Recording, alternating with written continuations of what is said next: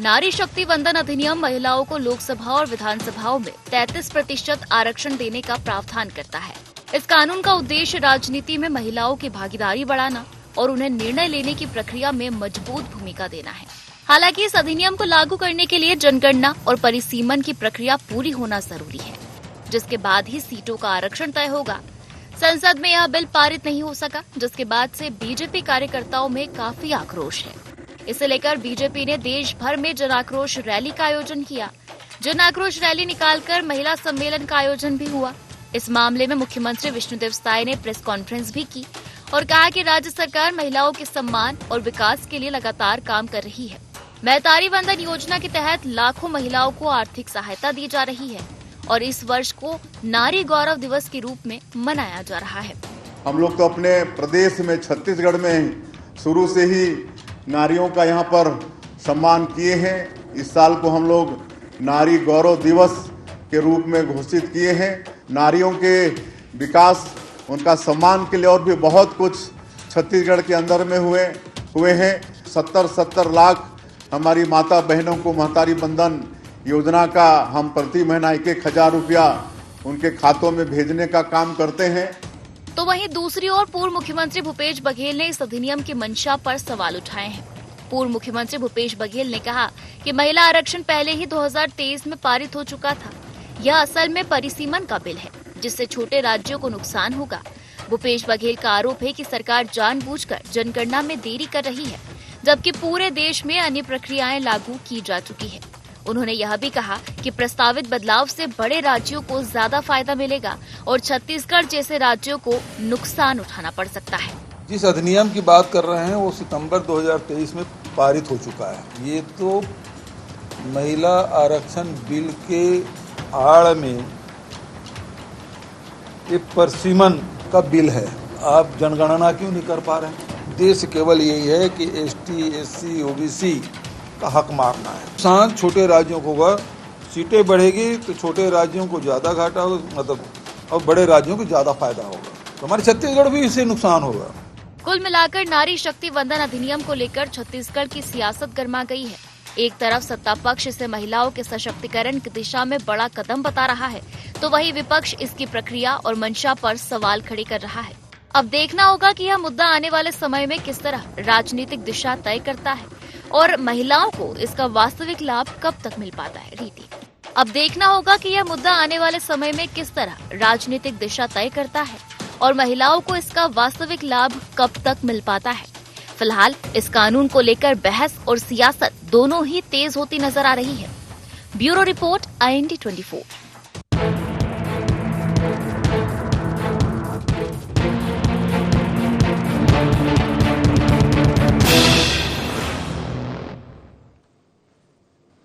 नमस्कार, जय जोहार, गुहार। छत्तीसगढ़ में आप सभी का स्वागत है। मैं हूं आपके साथ दिव्यांशु जोशी। पहला पॉइंट है कि नारी शक्ति वंदन अधिनियम को लेकर बीजेपी के प्रदर्शन के क्या है मायने।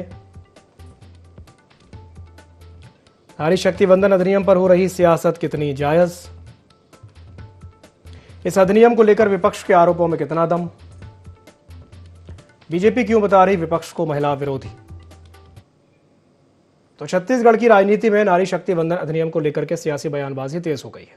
एक ओर मुख्यमंत्री विष्णुदेव साय ने विपक्ष पर महिला विरोधी होने का आरोप लगाया, तो वहीं दूसरी ओर पूर्व मुख्यमंत्री भूपेश बघेल ने इस कानून को लेकर के कई गंभीर सवाल खड़े कर दिए हैं। दोनों ही पक्षों के बीच आरोप प्रत्यारोप का दौर लगातार जारी है। आज इसी विषय को लेकर के हम चर्चा करेंगे। कुछ खास मेहमान हमारे साथ चर्चा में शामिल हो रहे हैं। चलिए आपका परिचय करा देते हैं।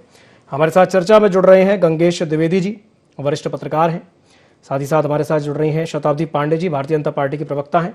शताब्दी जी, स्वागत है आपका IND 24 में। हमारे साथ जुड़ रही हैं वंदना राजपूत जी, जो कि कांग्रेस की प्रवक्ता है। वंदना जी, आपका भी बहुत बहुत स्वागत है IND 24 में। शुरुआत वंदना जी आपसे कर लेता हूं।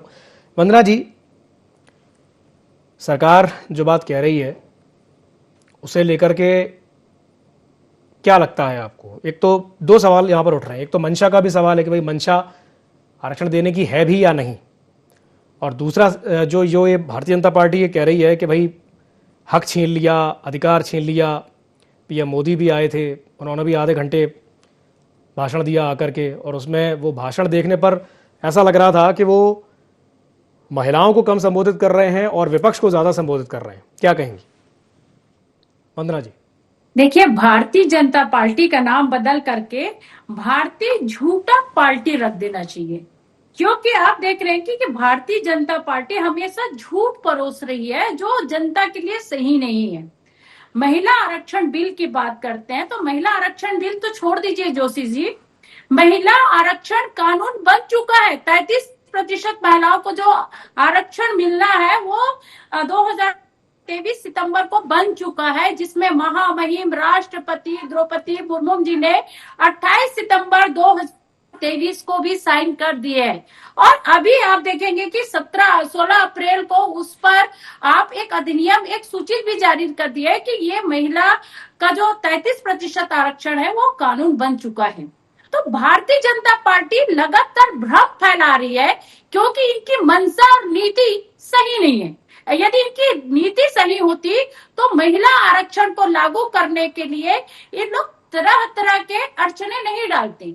आप महिला आरक्षण के बिल के नाम पर आप परिसीमन के साथ खेल खेलना चाहते थे, जो जनता के, जो यदि छोटे राज्यों की बात करूं, अब छोटे जो राज्य है उनके अधिकार को मारना चाहते हैं आप, उसको, उस छोटे राज्य के जो महिलाओं का अधिकार को आप मारना चाहते हैं। हम इस जो अलोकतांत्रिक तरीके से इन लोग जो कार्य कर रहे थे, हम उसको रोकने का काम किए। और हम विपक्ष में हैं, हम विपक्ष में होने के नाते जब जब सरकार इस तरह से अलोकतांत्रिक कार्य करेंगे, हम उसको रोकेंगे भी और टोकेंगे भी।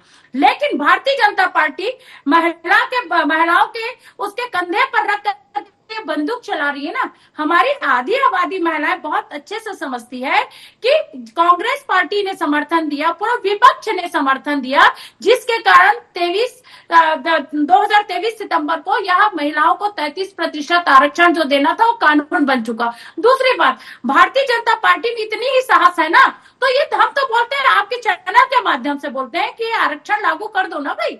आप एक उदाहरण प्रस्तुत कर दो। आप अपने जो संगठन में महिलाओं को 33% का आरक्षण दे, प्रदेश में जो सरकार है उस पर महिला विधायक उसको 33% आरक्षण देकर के मंत्री बनाए। और सबसे पहली बात, आपकी कथनी और करनी में कितना अंतर है। आज तक बीजेपी में कोई महिला राष्ट्रीय अध्यक्ष नहीं बनी, आरएसएस में कोई महिला राष्ट्रीय अध्यक्ष नहीं बनी। क्यों? क्योंकि इन लोग खुद स्वयं महिला विरोधी है और कथनी और करनी में अंतर है। और कांग्रेस पार्टी महिलाओं को सशक्त बनाने के लिए हमेशा से कार्य किए हैं। हम चाहे पहले महिला राष्ट्रीय अध्यक्ष की बात करें, चाहे पहले महिला राष्ट्रीय प्रधानमंत्री की बात करें, चाहे पहले आप महिला राष्ट्रपति की बात करें, ये हम सबसे बड़े उदाहरण देते आए हैं और देते रहेंगे। हम प्रदेश में बात करें तो प्रदेश में भी कांग्रेस में 11 महिला विधायक है, कांग्रेस के पहला 11 महिला विधायक है जो महिलाओं की आवाज बन करके गूंजती है। ठीक, शताब्दी जी आपकी प्रतिक्रिया।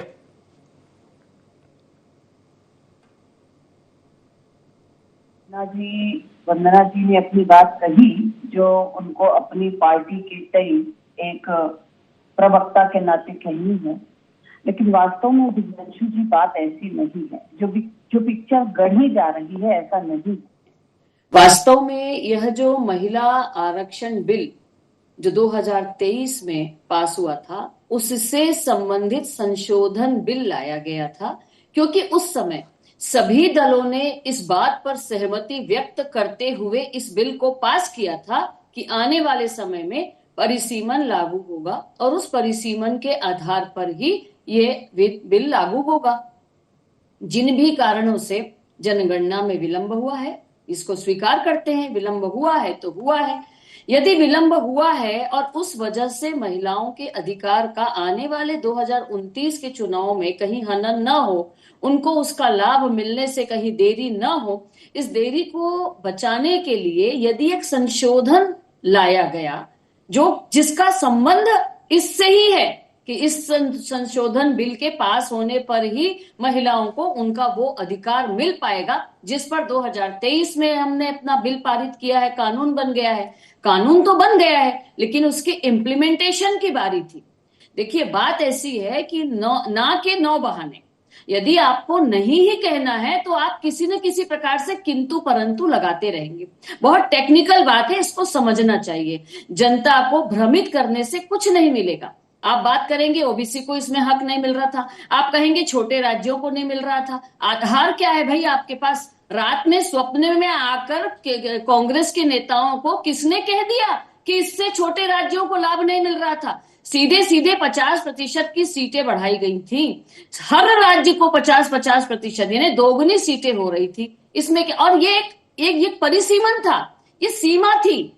जो वास्तविकता थी वो तब तक जनगणना हो भी जाएगी और उसके आधार पर हो जाता, किंतु यह संशोधन इसलिए लाया गया था कि विलंब हो रहा था, और ये विलंब ना हो, आने वाले समय में 2028 में 2027 तक ये पूरा हो जाए, ताकि 28-29 के चुनावों में इसका लाभ बहनों को मिल सके। शताब्दी जी, बार बार प्रधानमंत्री जी ने कहा था 50% सीटें बढ़ने से सीटें डबल कैसे हो जाएंगी? आपने बोला कि 50% बढ़ने से सीटें डबल हो जाएंगी, ये समझ में नहीं आया, ये थोड़ा सा समझाइए। देखिए 50% बढ़ेंगी मतलब कि जैसे जितनी है उससे ज्यादा हो जाएंगी, मेरा ये कहना है। मान लीजिए जहां पर 50 है तो 100 हो जाएंगी, ये 25 और बढ़ जाएंगी, 75 हो जाएंगी, इस प्रकार का आंकड़ा आता। नहीं, 50 की 100 नहीं होंगी, 50 की 75 हो सकती है। 75 होंगी, यानी 50% बढ़ेंगी। तो आप ये बताइए ना, ये उन्होंने एक सीमा दी थी। इस सीमा के अंतर्गत अब देखिए अब क्या होगा दिव्यांशु जी, अब जनगणना के आधार पर करने की बात कर रहे हैं। तो देखिए जहां पर जिन राज्यों ने जनसंख्या नियंत्रण के नियम को बहुत अच्छे से पालन किया है, निश्चित रूप से वहां जनसंख्या कम है, और जहां जनसंख्या बहुत ज्यादा है, हम सब जानते हैं किन किन राज्यों में, वहां निश्चित रूप से सीट ज्यादा मिलेगी। तो बात ऐसी है कि यह जो समीकरण दिया जा रहा था, यह केवल सीमा थी। ऐसा नहीं कहा जा रहा था कि इसी पर स्टक रहेंगे, ये सीमा थी। इस सीमा का परिपालन करते हुए यदि ये संशोधन हो जाता तो निश्चित रूप से महिलाओं के 33% आरक्षण के कानून के इम्प्लीमेंटेशन में हम एक कदम आगे बढ़ते। अब कुछ हुआ नहीं है। अब यही हुआ है कि विपक्ष का चेहरा सामने आया है, और दूसरा ये हुआ है कि हम थोड़ा लेट हो जाएंगे। अभी ये 16-17 अप्रैल को ही डिक्लेयर हो जाता, और पूरे देश की नारी शक्ति ने जो अपनी उम्मीद लगा रखी थी कि जो 2023 में पास हुआ था कानून, जनगणना के विलंब की वजह से, जिन भी टेक्निकल कारणों की वजह से वो लेट हो रहा है, तो इसलिए प्रधानमंत्री जी और गृह मंत्री जी ने पूरे संसद के सामने बात रखी। दूसरा, उन्होंने सभी दलों से चर्चा की, इसकी बात उन्होंने संवैधानिक तौर पर संसद में कही है। ये कोई अफवाह नहीं है, ये कोई भ्रम नहीं है, ये झूठ नहीं है। सारे दलों से चर्चा करके इसको किया गया है। लेकिन जिस दिन वोटिंग थी उस दिन कांग्रेस के नेशनल कार्यालय में ये बात तय होती है कि हम सबको विरोध में वोट डालना है, और ये सारा जो इनका गठबंधन है उसने ये तय किया। ठीक है, आपने जो करना था कर लिया, लेकिन देश की नारी शक्ति के सामने आपका ये चेहरा सामने आ गया कि न ही आप नारी शक्ति के पक्ष में हैं, न ही नारी के विकास के पक्ष में हैं, न ही नारी के रिप्रेजेंटेशन के पक्ष में हैं। एक बात और कहूंगी दिव्यांशु जी, ये केवल परिवारवाद को मानते हैं, और भारतीय जनता पार्टी परिवार भाव को मानती है। भारतीय जनता पार्टी अपने कार्यकर्ताओं को आगे बढ़ाना चाहती है, और ये केवल और केवल एक परिवार को आगे बढ़ाना चाहते हैं। इसलिए इन्होंने महिलाओं के आरक्षण को हमेशा रोका, अभी भी रोका, और आगे भी रोकेंगे। वंदना जी, मैं आपके पास आऊंगा। हमारे साथ एक मेहमान और जुड़े हुए हैं, फोन पर हमारे साथ जुड़े हुए हैं गंगेश द्विवेदी जी। मैं पहले उनसे टिप्पणी ले लेता हूं, फिर आपके पास आता हूं। गंगेश जी, आपको मेरी आवाज आ रही है? हाँ जी, आ रही सर। जी, गंगेश जी, आपसे मेरा सवाल यही रहेगा कि जो विपक्ष ये दावा कर रहा है कि भाई परिसीमन से जो छोटे राज्य हैं, जैसे छत्तीसगढ़ की बात कर लें, उसको नुकसान होगा, क्या कहेंगे आप इस पर? गंगेश जी। देखिए, इसमें दो तरह की तर्क आ रहा है। एक तो छोटे राज्य की बात रही, इसमें जो ऐसे राज्य जिनमें आबादी कम है या जिनमें कम आबादी बढ़ी है, जिन लोगों ने फैमिली प्लानिंग को महत्व दिया, उनका प्रतिनिधित्व तो कम हो जाएगा। मतलब वो ये मान के चल रहे हैं, खासतौर पर साउथ के राज्यों में ये बात आ रही है कि अगर उन लोगों ने फैमिली प्लानिंग को अच्छे से लागू किया तो उनकी जनसंख्या तो कम बढ़ी। वहीं उत्तर भारत के क्षेत्र राज्य, उत्तर प्रदेश, बिहार, जहां पर बेतहाशा वृद्धि हुई है, उनका प्रतिनिधित्व ऑलरेडी बढ़ गया। तो एक तरह से जो इम्बैलेंस आएगा नए परिसीमन के बाद, उसको लेकर चिंता की जा रही है। और साथ ही साथ ये कहा जा रहा है कि ये डिलिमिटेशन वाला शर्त जो है, इसको हटा के 2011 के अनुसार अभी तत्काल लागू कर देना। तो इसमें देखिए, सीधी सी बात है, भाजपा भी जिस तरीके से चीजों को पेश कर रही है, उतना सीधे तरीके से मामला है नहीं। भाजपा इसका पूरी तरह से अगले चुनाव राजनीतिक लाभ लेना चाहती है, प्लस महिलाओं को आरक्षण 2029 के चुनाव में देना नहीं चाहती, क्योंकि मान लीजिए परिसीमन की प्रक्रिया जो है अभी लंबी चलेगी, और वो 2029 तक पूरी हो जाए इसकी भी गारंटी नहीं है।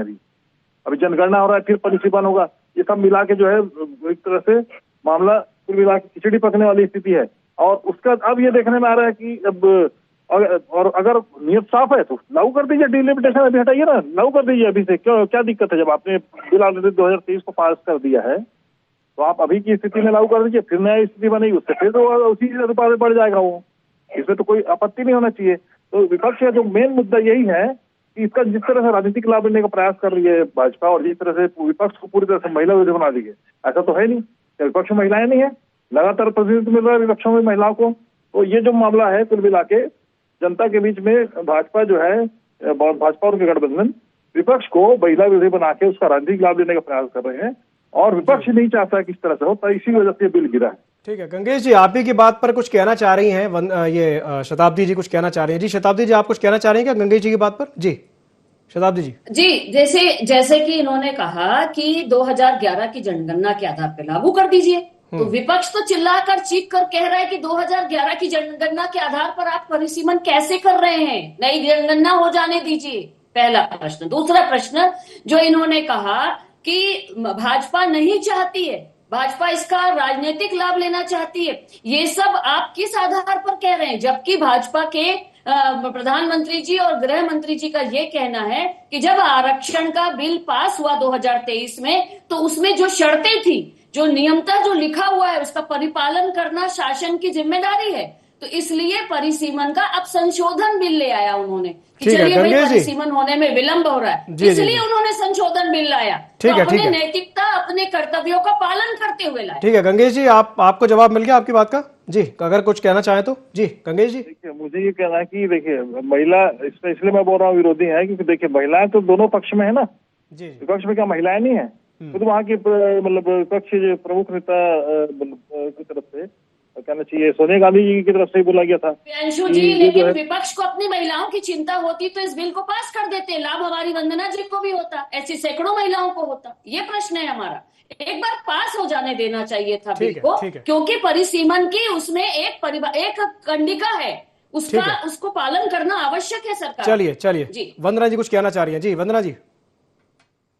देखिए, जिस कंडिका की बात कर रही है शताब्दी बहन, हम 2023 में भी यही बात कहे थे कि आप इस परिसीमन की जो शर्त है उनको मत जोड़िए। दिवांशु जी, मान लीजिए आपके हाथ में एक रोटी है और इस रोटी में जो महिलाएं हैं, पूरा एक नहीं ना पूरा आधा नहीं, सिर्फ इसका 1/3 मांग रही है।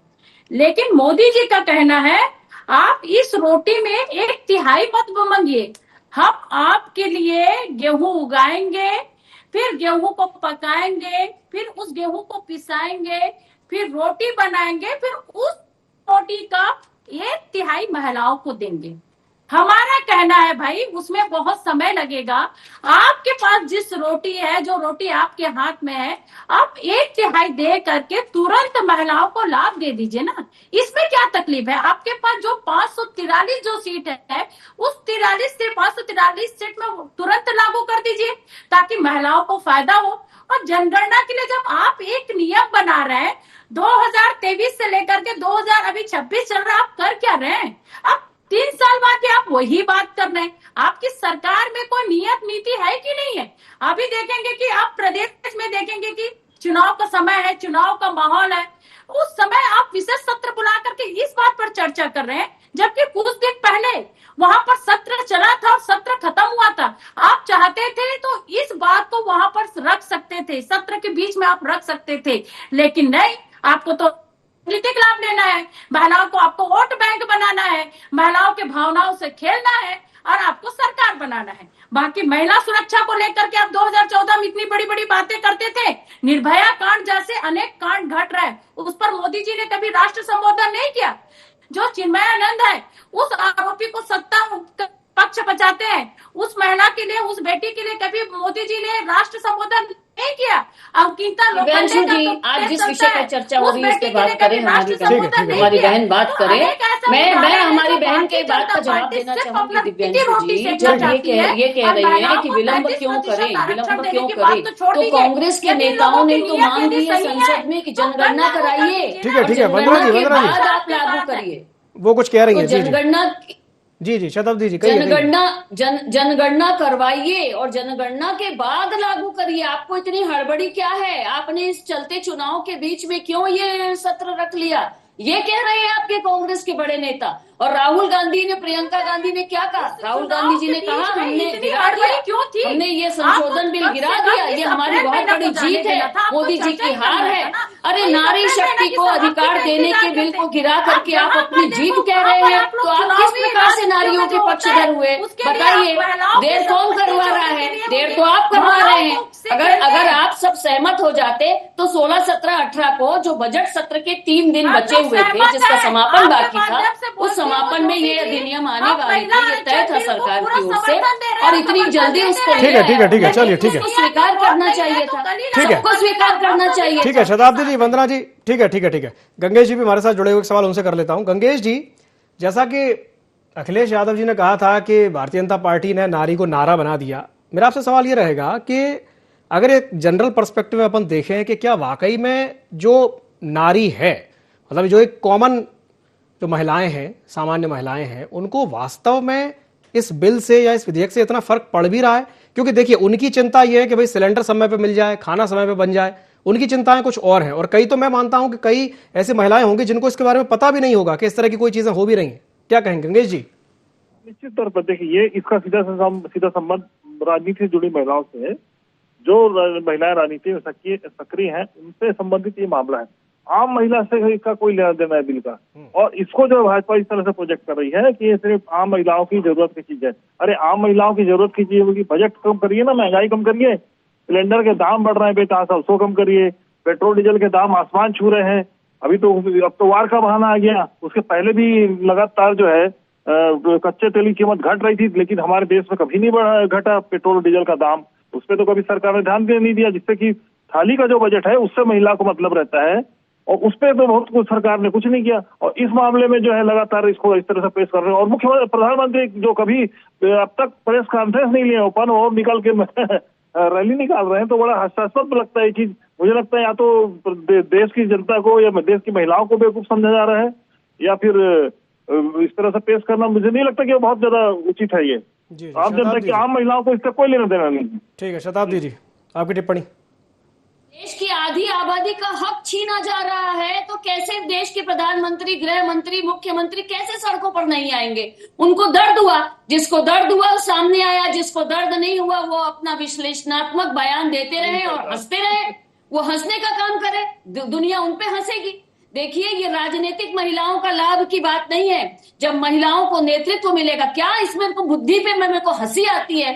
अरे जब महिलाओं को नेतृत्व मिलेगा तो निश्चित रूप से महिला शक्ति का विकास होगा। आज महिला नेतृत्व के लिए ही हमारी बहन कांग्रेस की प्रवक्ता और कांग्रेस के लोग आगे आकर के बात कर रहे हैं, हम बात कर रहे हैं। सारी राजनीतिक पार्टियां क्या महिला नेतृत्व के लिए काम करती है? तो कोई गलत काम है क्या?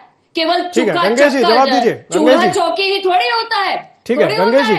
और आज 15 लाख पंचायत की महिलाएं, जिसको कि राजीव गांधी जी ने ही आरंभ किया था, कांग्रेस के लोग उसकी आम महिलाओं की इसका कोई संबंध नहीं है। अगर आप लोग आम महिलाओं की जरूरत चिंता है तो गैस के दाम कम करने के बारे में सोचिए, महंगाई कम करने के बारे में सोचिए, और इस तरह से जनता को गुमराह करने का प्रयास मत करिए। महतारी वंदन में 1,00,000 रुपए देके और बिजली का बिल जिस तरह से बढ़ा है, जिस तरह से बढ़ के आ रहा है, उसके बारे में सोचिए ना। आम महिलाओं को इसको जरूरत है, कोई आर्थिक जरूरत नहीं आम महिलाओं को। उसके लिए भी सरकार प्रयासरत है। आज पूरे देश में उसके लिए क्यों आंदोलन कर रही सरकार तो आपकी सत्ता आपके क्यों नहीं कर देते हैं? जिसको कि ईरान ने अपना कच्चे तेल का टैंकर लाने के लिए जलडमरू से परमिशन दे दी थी, बाकी किसी देश को नहीं मिली। आप उसको भी जानते हैं। आप पत्रकार होकर कांग्रेस के प्रवक्ता की तरह बात कर रहे हैं, मुझे हास्यास्पद लग रहा है। मैं भी पत्रकार थी, दिव्यांशु जी भी पत्रकार है। इस प्रकार की बात नहीं करना चाहिए। आप न्यूट्रल बात करिए। चलिए ठीक है, न्यूट्रल बात करिए। ठीक है। वंदना जी कुछ कहना चाह रही हैं? जी वंदना जी। देखिए, जब वास्तविकता बात यदि कोई कहे तो भारतीय जनता पार्टी के जो नेता है इस तरह से बौखला जाते हैं। गंगेश जी जो बात रख रहे थे वो वास्तविकता बात रख रहे थे, और वास्तविकता इन लोगों को बसती नहीं है। दूसरी बात, आप बोल रहे थे कि हम लोग उन महिलाओं को हक देने के लिए सड़क पर उतरे। अरे भैया, आपकी सरकार है, भूल गए क्या? अगर आपकी सरकार है, आप चाहते हैं महिलाओं को 33% आरक्षण मिले, तो आप एक विशेष सत्र बुलाइए। विशेष सत्र बुला करके जो परिसीमन जो नियम है आप उस नियम को हटा दीजिए ना, आप उस नियम को हटा दीजिए। समूचा विपक्ष आपके साथ में है, लेकिन नहीं, आप राजनीति करना चाहते हैं, राजनीति की रोटी देखना चाहते हैं, इसका लंबा नाम लेना चाहते हैं। 2034 उसको भी तो मानना पड़ेगा, लोकतांत्रिक प्रणाली से ही चलना पड़ेगा। आप रहे कोई इसका वो नहीं, आप वर्तमान की बात नहीं करेंगे, आप भविष्य की 2034 की बात करेंगे, 2047 की बात करेंगे। आप यहाँ की जनता को इतना बेवकूफ क्यों समझते हो? आप वर्तमान की बात करिए ना। गंगेश जी ने कहा कि आप महिलाओं को महंगाई से राहत दे दीजिए, बेटियों को सुरक्षा दे दीजिए, बेटियों को बहुत अच्छा शिक्षा दे दीजिए, ये सब पर आप बात नहीं करेंगे। चलिए ठीक है, ठीक है, ठीक है वंदना जी, शताब्दी जी, आरक्षण के नाम पर भारतीय जनता पार्टी भ्रम फैला। ठीक है, ठीक है, चलिए ठीक है। वंदना जी, शताब्दी जी, गंगेश जी, बहुत बहुत धन्यवाद आप सभी मेहमानों का हमारे साथ जुड़ने के लिए, चर्चा में शामिल होने के लिए। तो बात सिर्फ इतनी सी है कि पब्लिक है, सब जानती है, महिलाएं अपना भला बुरा अच्छा सब समझती हैं, वो भी देख रही हैं और चीज़ों को समझ भी रही हैं। और आने वाले समय में ये क्लियर हो जाएगा कि भाई मातृशक्ति किसको आशीर्वाद देती है। क्योंकि बात सिर्फ इतनी सी है कि केवल विधेयक बना देने से या बिल बना देने से या कानून बना देने से महिलाओं का उद्धार हो जाएगा या वो सशक्त हो जाएंगे, ऐसा नहीं होने वाला है। आमूलचूल परिवर्तन की आवश्यकता है, सोच की जरूरत है कि सोच को बदला जाए और फिर धीरे धीरे उसे इम्प्लीमेंट किया जाए। गुहार छत्तीसगढ़ में फिलहाल के लिए इतना ही। मुझे दीजिए इजाजत और आप बने रहिए IND24 के साथ। नमस्कार।